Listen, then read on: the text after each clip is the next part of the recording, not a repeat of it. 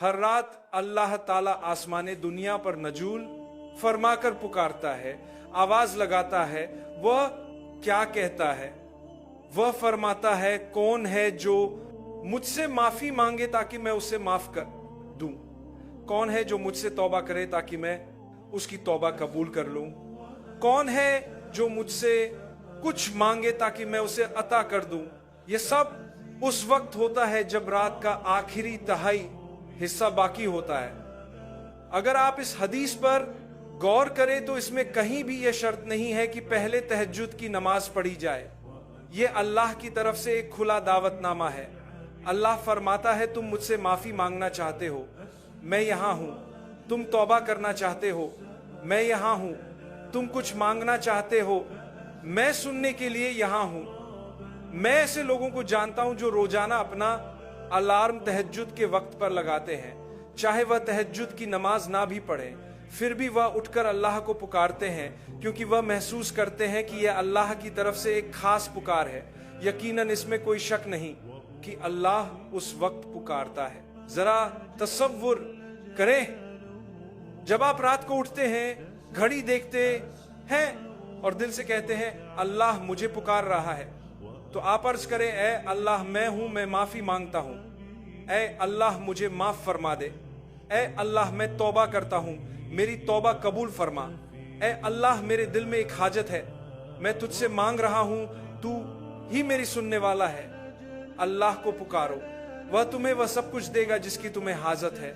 अगर वह तौबा और इस्तगफार है तो वह तुम्हें माफ फरमा देगा, और अगर कोई और जरूरत है तो वह तुम्हें वह भी अता करेगा जब वह समझे कि वक्त बेहतर है।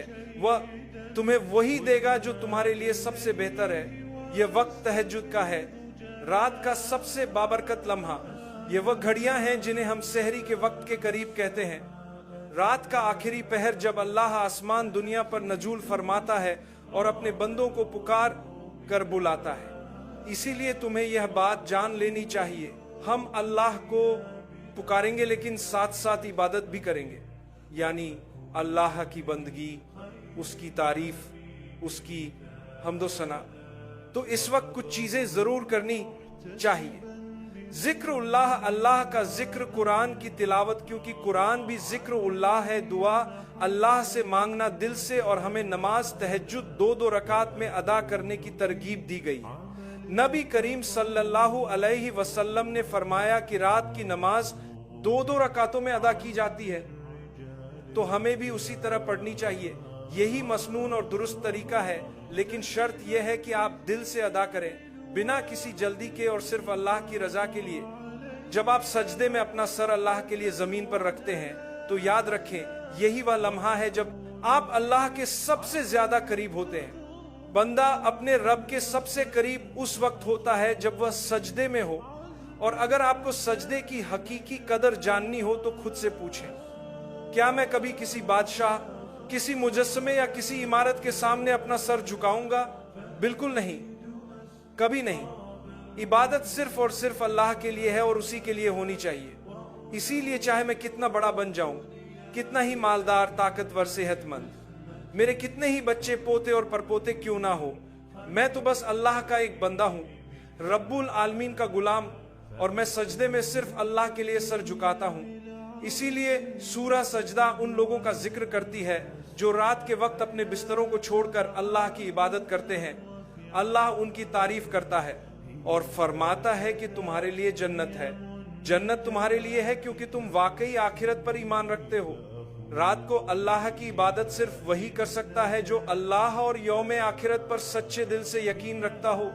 हम सबको मसाइल का सामना है और हम चाहते हैं कि हमारे मसाइल का हल निकले।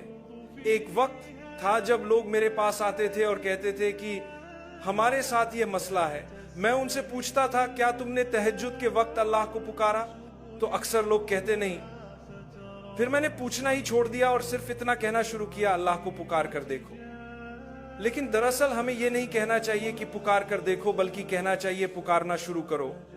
क्योंकि अगर तुम्हारे साथ कोई मसला है और तुमने तहज्जुद में उठकर अल्लाह से फरियाद नहीं की, तो तुम मसले का हल कहीं और तलाश कर रहे हो और हकीकत में तुम रास्ता भटक चुके हो। تم نے اس ذات کو نہیں پکارا جس کے ہاتھ میں ہر شے کا حل ہے۔ اللہ جب رب العزت و جلال کو ہی نہیں پکارا اور تم انسانوں کے پاس مدد کے لیے آ رہے ہو تو پھر تم نے اصل دروازہ کھٹکھٹایا ہی نہیں۔ رات کے آخری حصے میں اللہ کو پکارو۔